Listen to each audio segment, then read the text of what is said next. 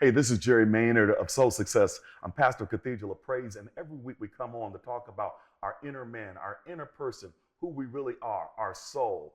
Oftentimes we have a portrayal of what we are and who we are to other people. But when you're home at night by yourself, when you're driving in your car, who you are really on the inside determines your success or determines your failure, because you can only fake it for so long.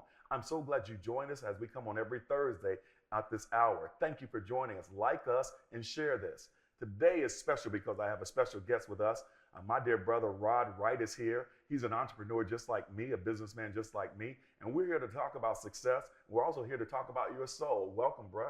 Thank you for having me. Appreciate you. Listen, you're an entrepreneur. Tell me about you and what you do and the businesses that you run. So my name is Rod Wright. I started in politics back in 2012, and I just grew from there. Being in politics, I was able to see a lack of services being given to especially the black community as they run for a public office, especially citywide here in Nashville, Tennessee. So I decided to buy a camera and really go in and just make sure I was the top person for their social media. So as I ran their campaign, I would go to every event with them. I would take their pictures, and then I got a video camera as well. So now we're doing shorts and reels and campaign videos, so my candidates can really succeed when they ran for office. That translated over to other businesses around the nation. My photography and videography just had me at Madison Square Garden. Oh man, that's 2 awesome. days ago. Yeah. You know, I played at Bridgestone. I haven't played at Bridgestone, but I've shot and recorded Bridgestone, the Titans Field. Yeah.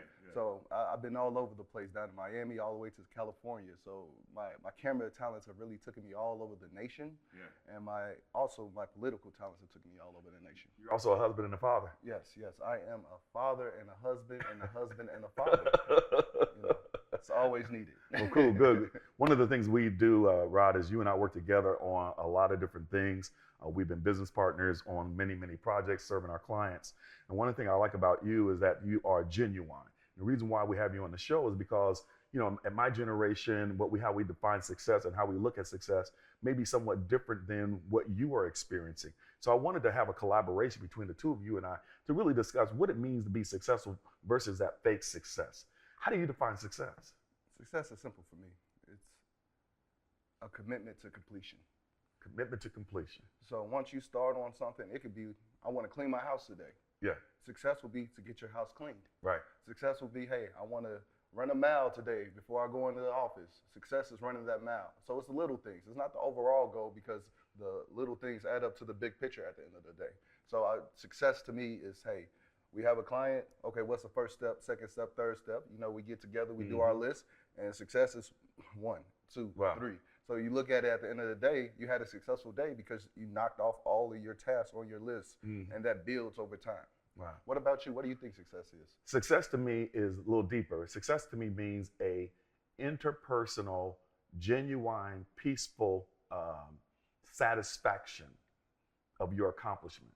In other words, you accomplished task 1, 2, 3, but on the inside, you are satisfied genuinely, and you're at peace that you accomplished those things. And so it's more internal. My success is I feel good and I feel satisfied and I don't feel wanting. And so that's what success. So I look at that, and that's why I say I compare it and contrast it with fake success.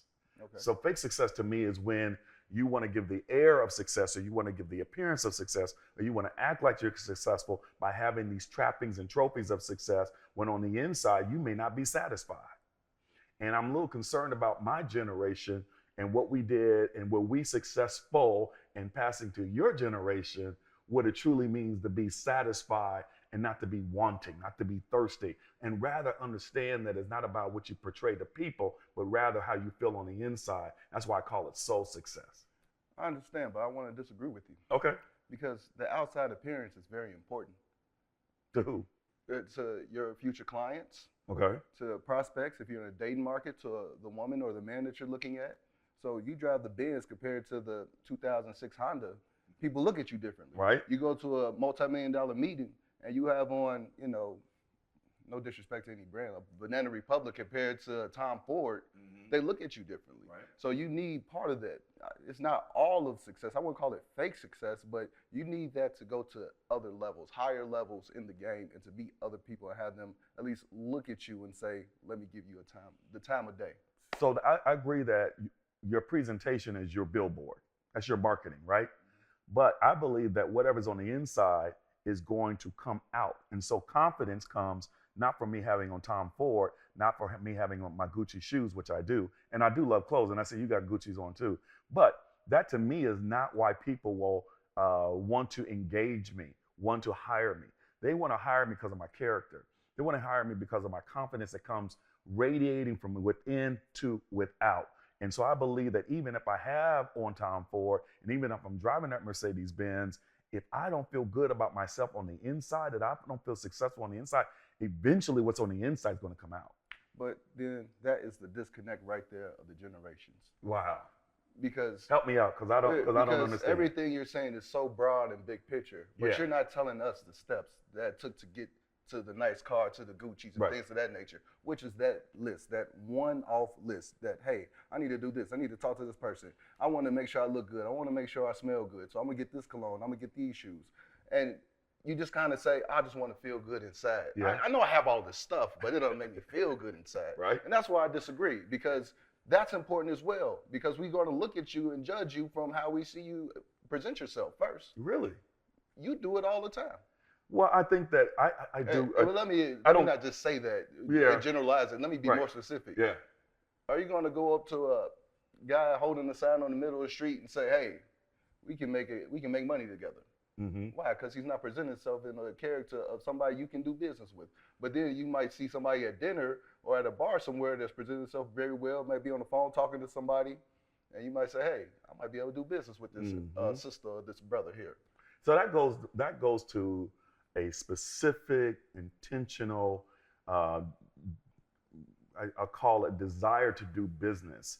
That's a little different when I mean of success, that when I am confident on the inside and when I love myself on a scale of 1 to 10, I love myself at 8 or 10, that to me is success. And then that success radiates out of me that people then want to do business with me. And I believe that's the true essence of soul success. Now, what I also believe is what you said, that I do have to be in the market. And when you're in the market, I have to be attractive. And part of the attraction is sometimes the things that I've got on, because nobody's going to, as you said, nobody wants to listen to a pastor who they think is broke and not successful. What I don't want is for people to equate a 1-to-1 ratio. I'm successful because I got the stuff. And that's the difference is, and I love what you said, that the disconnect. That's why we have to have this conversation. I'm tired of seeing too many people feel that the success is having the stuff or portraying that they have the stuff. I'll give you a great example.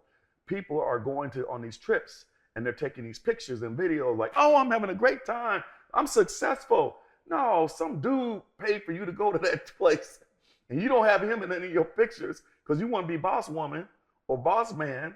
And, you like, I'm living the best life. And on the inside, you got to come back to Nashville. And who you really are is when you're back at home, not when you're in Belize. Well, that's when I would say community really becomes part of the success story. So it's, even though it's personal, but really it's what you give and the service you give to others. So when they're out on the trips and things of that nature, they just want to make their friends and family feel good. Like, man, this person's doing all right. Because as a photographer, trust me, especially when it comes to women, they take a lot of pictures themselves. Right.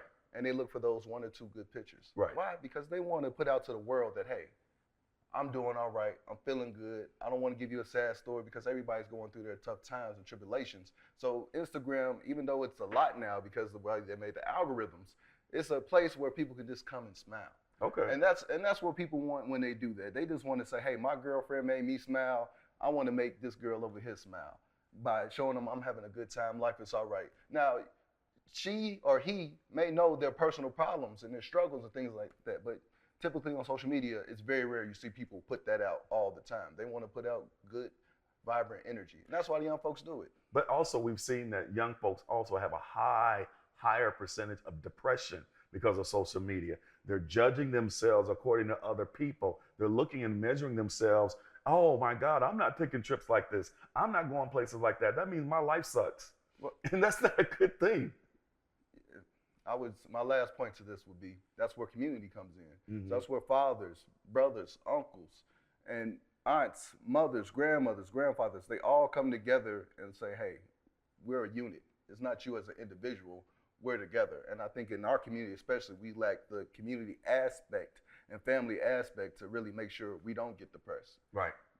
But I want to leave it off to you. Well, listen, last word, I want to thank you so much for joining us, but this is so important that we talk about what is real success, what is fake success. I'm so glad you joined us on Social Success this week. Join us next week as we come and we talk about the generations. Did my generation set up his generation for success? Be blessed.